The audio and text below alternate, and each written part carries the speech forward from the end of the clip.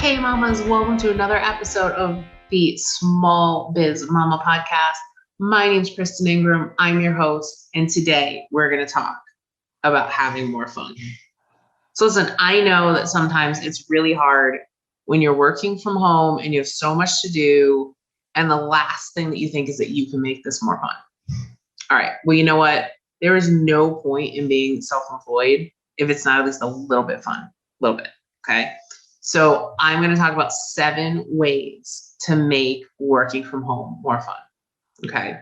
All right. So the first one, and it's funny because this seems like just, I don't know, like common sense, but let's add some background noise. So maybe add some music or a comedy album, something that is going to either keep you in a good mood or make you laugh.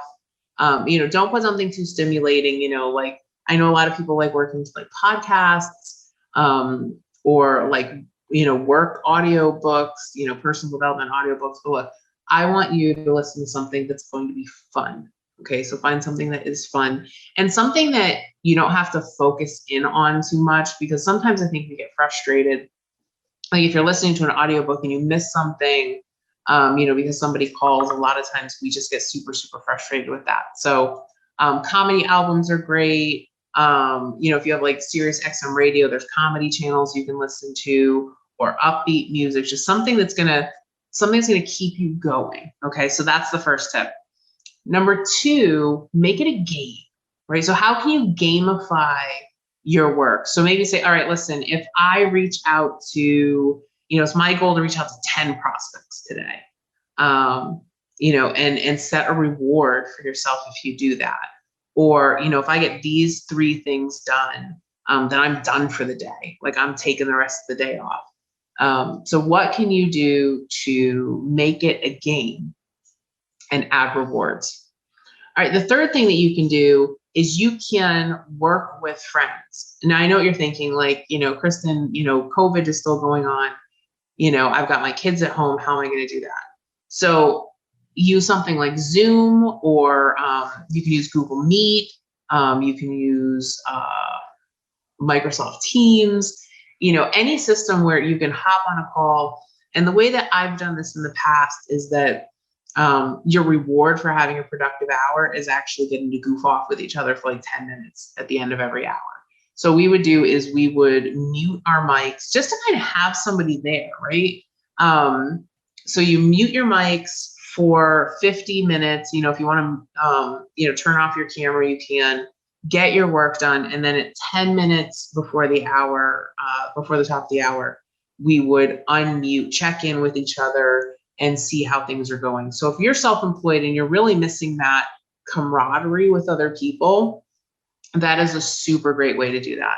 And if you don't have any friends who work from home, go jump into a group on Facebook that you're in and say, hey, look, I'm looking for, 3 or 4 other women who want to do some co-working. Maybe there's like a mastermind you're in, or there's another group that you're in.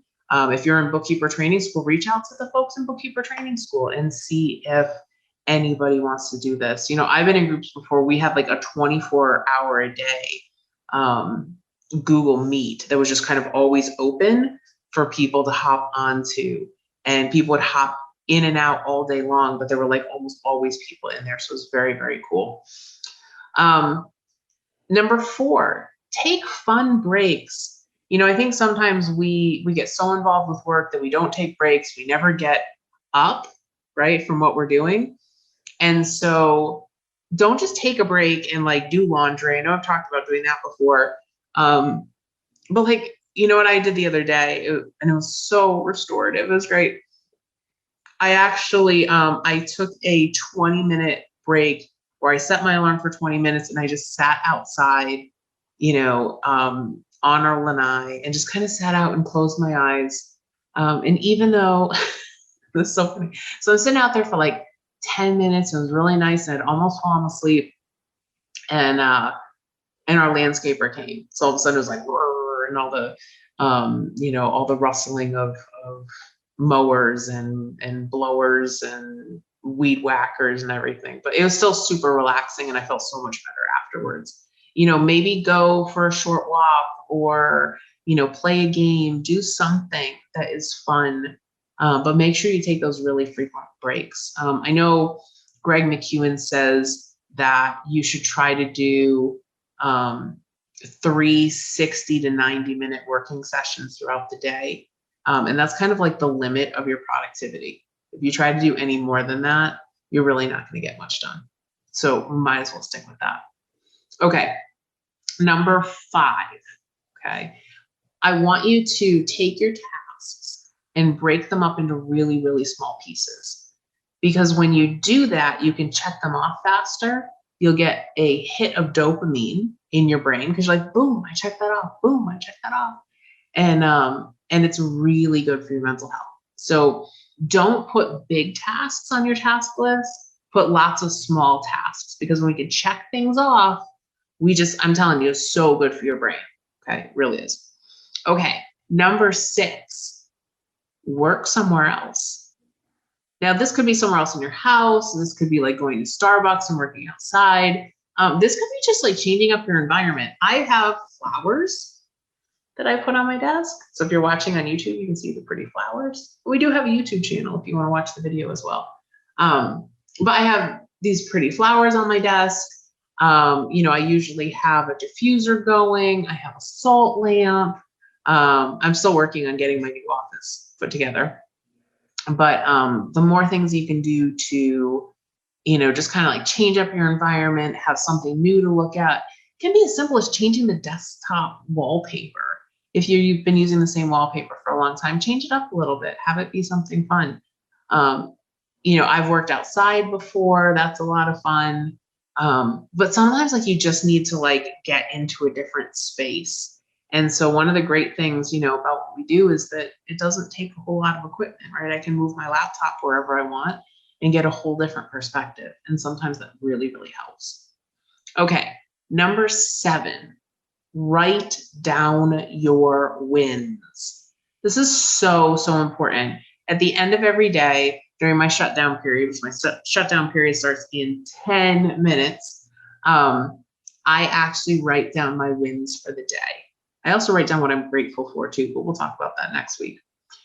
So what does this do for you? It gives you some perspective, right? It's like, wow, I actually did accomplish something today. I know it didn't feel like it, but I did. And also, it's another one of those dopamine hits, right? When you write down hey, I got this client done, or hey, I talked to 10 prospects, or whatever it is.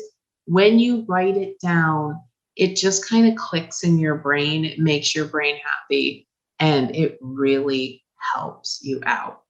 Okay, so let's go through this list just one more time, real quick, just to make sure it sinks in case you need to take notes again. Number 1, add music or listen to comedy. Number 2, make it a game and add rewards. Number 3, work with friends. You can do this online too. Number 4, take some fun breaks. Number 5, make tasks small so you can check them off faster. Number 6, work somewhere else or change up your existing, work setup. Number 7, write down your wins. Okay. All right. So what I'd love to know is, how are you adding fun to your work time? I'd love to know your suggestions and your ideas, because I'm always looking for more. So let us know. You can comment on our website, smallbizmama.com, or you can comment on YouTube if you're watching there, or in our group. If you're not in the Small Biz Mama community, come check it out. It is an awesome group on Facebook full of women who are just starting businesses, want to start a business, or who've had a business for a while and just want to help other people out. So we'd love to have you in that group. All right, mamas, thank you so much for listening. Thank you for sharing the show. Thank you for watching our lives on Facebook and sharing that with people. It really helps people find us.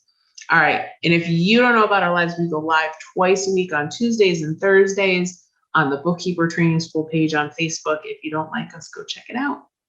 All right, mamas, take care of yourselves, take care of each other, and I'll talk to you soon. Bye. Thank you for listening to Small Biz Mama with Kristen Ingram. If you'd like to learn how to create more margin in your life, please visit us at smallbizmama.com. That's smallbizmama.com.